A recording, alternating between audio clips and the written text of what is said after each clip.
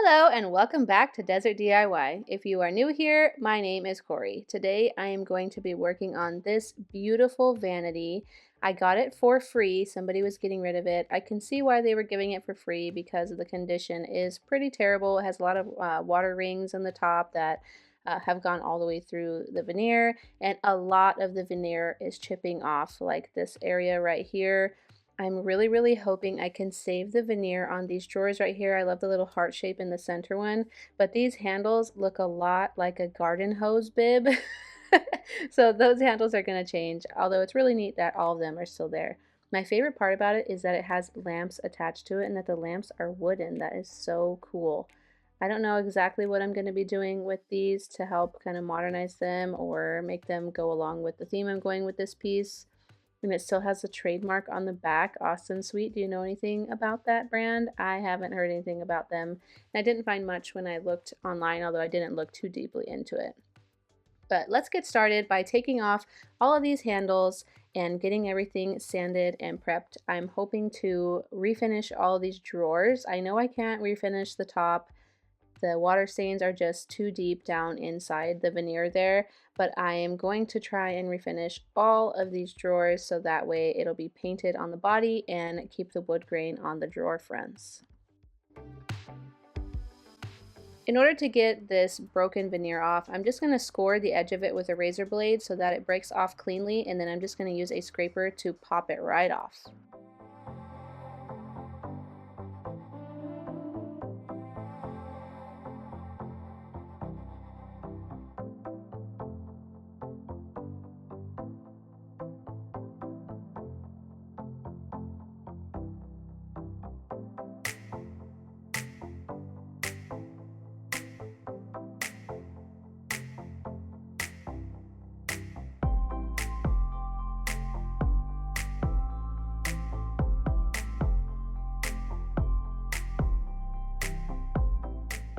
For this project, I'm going to be introducing you to one of my new sanders that I got. I have had a lot of issues with my lungs and my throat, and I am extremely sensitive to dust and spray paint, any kind of paint. I'm becoming so sensitive to it. Like if I had done spray paint and then let it dry and then brought it in the house and it still had the smell of spray paint to it, I would have a sore throat by the end of the night.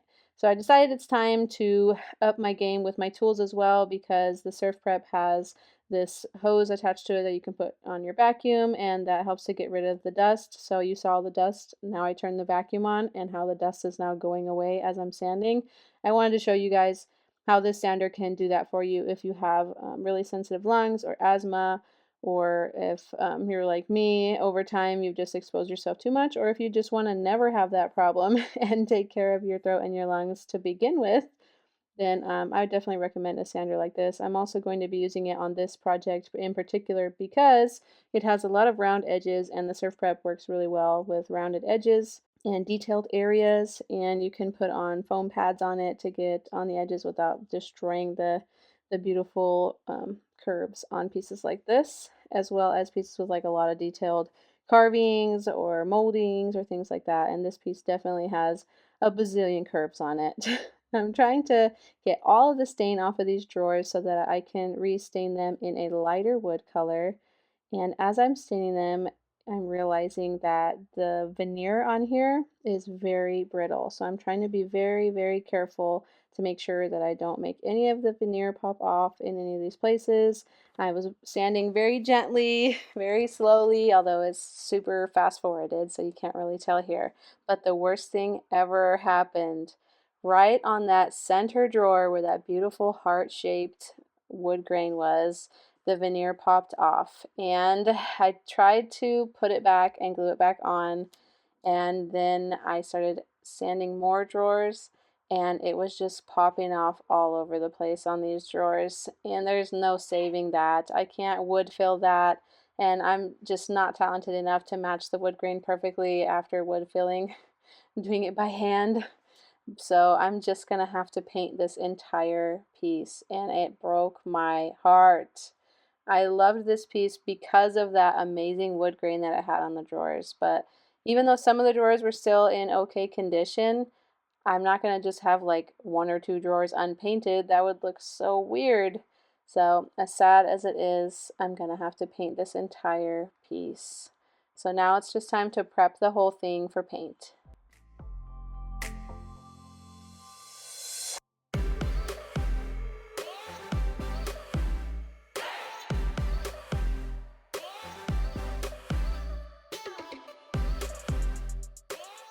There were a few other spots where the veneer was just popping right off, and this was one of them.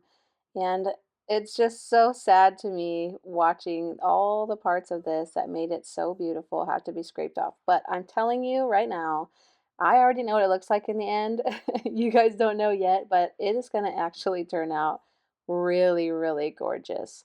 The color that I'm going to paint with is actually one of the colors of the year for 2023. I had originally wanted to get this project done and on YouTube in January for the new color of the year in January, but it took me so long to get this project done that it's almost March and I'm just barely getting this project out.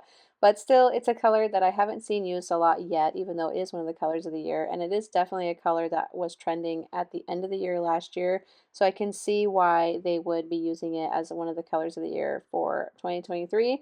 And I'm really interested to see what you guys think about that color. If you look here, you can see I have the pad on my Surf Prep and I'm sanding right over all these different shapes. And now it's time to fill in the sad little parts that the veneer popped off on. My husband took over from this point and he started sanding. And when he was sanding that little drawer right there, everything worked out perfectly fine. But as he sanded the second drawer, he just could not get it level. I had glued that piece back on that popped off so that I wouldn't have to wood fill as much, but it just wasn't getting perfectly smooth and level. It would have looked weird with paint. So he decided to just take all of the veneer off of this drawer as well, and you can see how easily it's coming off. So it wasn't attached on there very well anymore, just with age, and I don't know if this was kept in a garage for a long time or something like that, which probably I would imagine that's how it got into into this condition in the first place. But another cool thing I wanted to mention about my Surf Prep sander that I didn't think about when I was originally getting it and ended up loving about it is that it doesn't hurt my hands when I sand. So my hands are already getting arthritis in them from using power tools and from being part of the cell phone generation. Using lots of electronics, typing and everything at a young age has made my hands really weak and painful a lot of times. And when I use my orbital sander, my hand is like stuck in that position afterwards from gripping it tight as it kind of takes me along for a ride since it's such a powerful sander. But the Surf Prep doesn't do that. It barely like hums when you're holding it, and it is such a blessing for my hands. I don't feel horrible after doing a few hours work with the Surf Prep versus my orbital sander just doing a number on me when you have to sand for a long time. My husband put the shellac spray all over all of these drawers, and from far away it looks so amazing, but up close, not so much. Now it is time to paint. This is a color called Reddened Point, and it is by Sherwin-Williams, and I think it's really beautiful. I oftentimes try out colors that I would not pick for my own self or my own home, and I do this because I know that my taste in paint colors and my taste in home decor is not going to be the same as everybody else. So I always want to try new things on here so that way I'm able to appeal to a larger crowd and do things that lots of different people would like. And also, it's just fun for me to experiment. I just really am curious as to how colors will look on pieces and what makes these colors like really desirable. And I just was curious about this kind of like mauve paint color because I've been seeing it everywhere. Like it's at every home decor store, it's on every DIY TV show, every HGTV home show. Like they're always using these mauve tans and all these neutrals on lots of this new modern decor. And I just could not figure out like what was so cool about these colors, and I wasn't into it yet, and I had to try it for myself really in order to find that appreciation for these colors because they are really, really trending. And you know me, I'm old fashioned. I like the traditional stuff and I do like tons of blue. So this is really, really not a color that I've ever worked with. Other than that one time that I got that couch that was this color and pressure washed it to give to somebody that was just getting out of foster care. It's like almost the exact same color as that couch, but I did not make the couch that color. It was already that color.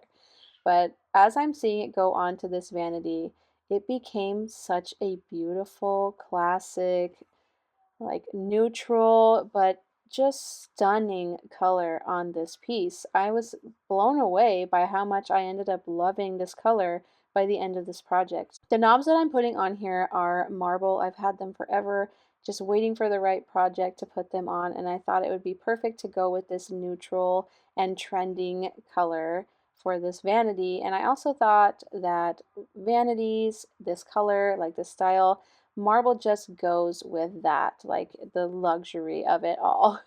And instead of doing gold on everything, I decided to do something a little bit different and go with silver to kind of modernize it a little bit. I wanted this piece to appeal to a larger crowd, and although gold is definitely trending, I didn't think that gold would update this piece. If anything, I think it would kind of date it back to being out of style again, just because of this color that I'm using can also look a little outdated if it's not done in an updated sort of way or new style. And to put the mirror back on was super easy. It had these little hooks in the back, and you can just like slide it up and slide it back down to take it on and off, which I thought was really neat. Now it's time to work on the vanity bench. It actually came with this bench from the person that we got it from, but this bench is not original to the vanity itself. Obviously, it has like seashell carvings in it and it had a red toile seat on it. And I'm gonna paint it to match. Here you can see my littlest one in this video. I know you guys haven't gotten to see much of her. She's about to turn 1 next week, you guys. Can you believe a year has gone by since she was born? It's like it was just yesterday. And she is the sweetest little girl. She's so special. Everyone who meets her just absolutely adores her, and for good reason. She is just so wonderful. I couldn't ask for a better fourth child in her. And I just can't believe she's already a year old. It blows my mind. It makes me emotional actually talking about it right now because she is our last child. So seeing her become 1 already is kind of the realization that we are done having little tiny babies. At least, at least unless there's some kind of miracle in my life that we may end up having another baby in some way somehow, but we are not trying to have any more babies. I'm using a staple puller to get all the staples off of here. Usually I will keep older fabric underneath if it's clean and in good condition, but the older fabric in here, although so beautiful and stunning, was in horrible condition, and the padding inside it was not like a real padded seat, so I had to fully take this thing apart and reconstruct it.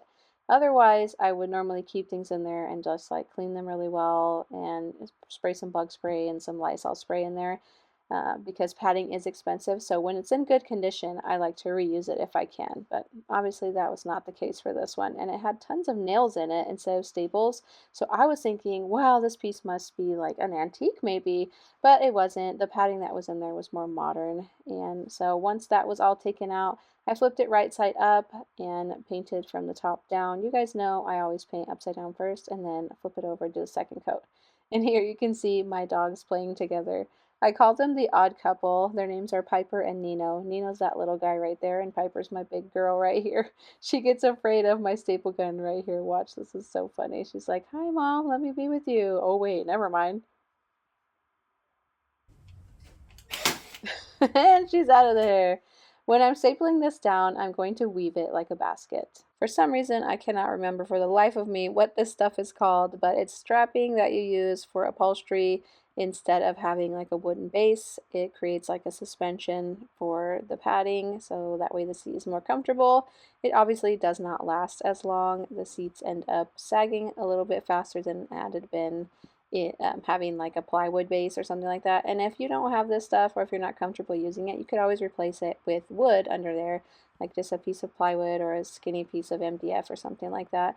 As I always do with upholstery, I start out with the foam and then I cover it with quilt batting and then go over it with the actual fabric that I'm using. I got this fabric from Hobby Lobby, I believe. I'm pretty sure it was from Hobby Lobby.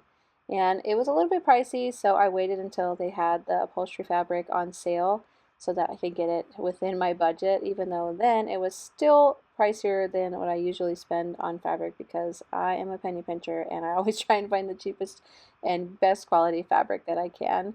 And I'm just stapling it on with my staple gun the same way that I always do in any of my upholstering that I've done on my channel so many times. So if this is going by too fast for you, if you have any questions about upholstery like this, leave a comment down below and I'll be sure to answer any of your questions. Ta-da! Look at how beautiful that looks. I love the texture on it, how it has a 3D pattern to it. On the underneath side, I'm just picking a random piece of fabric to cover up the underneath side, just to unexpose the guts of the inside of this chair here. And I thought this stripe was also pretty and kind of French looking to go along with the rest of what I'm doing here, and the padding fit right back in the seat, no problem. Now it's time to figure out a way to update these lampshades. They were perfectly clean, and I'm going to just apply my signature faux nail head trim to the base part of the lamp and the top of the lamp where it has like a ribbon around the edge.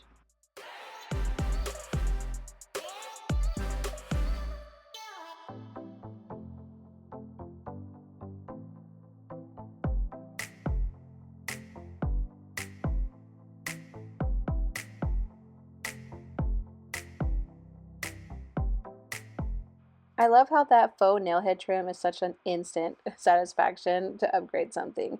I'm also going to upgrade this Goodwill find I got for 99 cents to make it silver to match the rest of the project. And I'm going to use that as one of the staging pieces for the reveal at the very end. Ta-da! Here she is! Look at how that faux nail head trim just pops against the mirror color being its silver self, and then the color of the entire piece looks like velvet. It is gorgeous. I sent a picture of it to my mom to show her when I was done, and she said, "Oh my gosh, it looks like so Hollywood Regency, old Hollywood glam."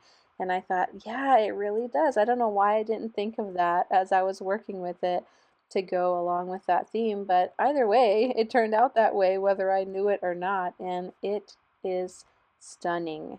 It has this elegance to it that it's not like loud in your face, but still you can't look away because it is so gorgeous. The paint laid so perfectly smooth, and the seat here with the textured pattern on it, I just can't get over that fabric. I can't wait to use it on something else, but man, it was perfect for this project.